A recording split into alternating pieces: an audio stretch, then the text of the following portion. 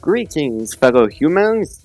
This video essay was created for the purpose of completing my university assignment, where I am supposed to take Steve Neal's genre theory and a random video game of my choice, smash them together, and hopefully the result will be a good grade.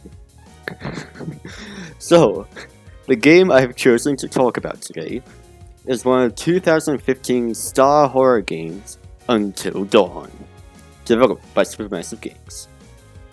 But before we get into that, I must warn you, there will be spoilers for this game, and let it also be known that this video will not be for the faint of heart. There is death, blood, ladies with a lack of clothing, and all that fun stuff. So with that out of the way, and enough of me wasting time, let's get into it. So, to start this all off, we must ask ourselves, what the heck is genre theory? Well, for that, we have a video made by the Meteor Insight that explains it in the simplest way that genre theory is the explanation that there is no one way to describe the genre of something. That genre is always adapting and changing to fit the standards of modern society.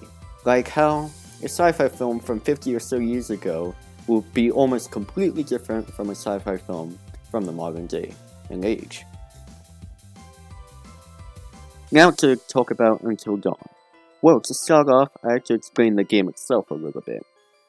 Until Dawn is basically an interactive horror movie in the style of a choose-your-own adventure game, where you must make decisions, enter quick-time events, and find all the clues in order to allow all 8 of the playable characters to survive until the end in the various horrific scenarios.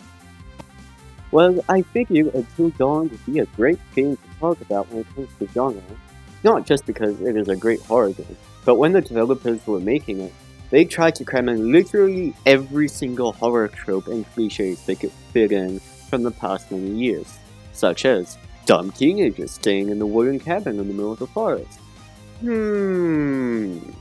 Mask-wearing killers that create deadly traps and have a love for voice modifiers. Hello, and thank you all for joining me.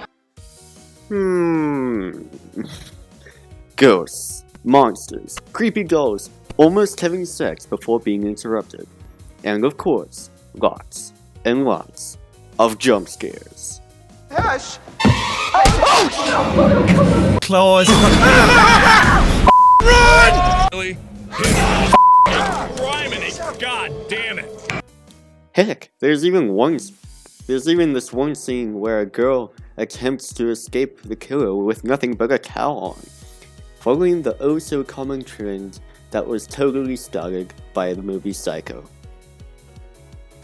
Speaking of trends, let's talk about the characters real quick, because this game follows the trend of dumb teenagers, so of course they all have the fun stereotype personalities to go with them, such as the blonde, somewhat kind protagonist girl, the friend-zoned guy, the overconfident and sassy but secretly insecure girl, the extremely high-maintenance girl, the black guy, who is suspiciously the hardest character to keep alive, the ladies' man, the sweet loving girl, and the totally not the killer guy.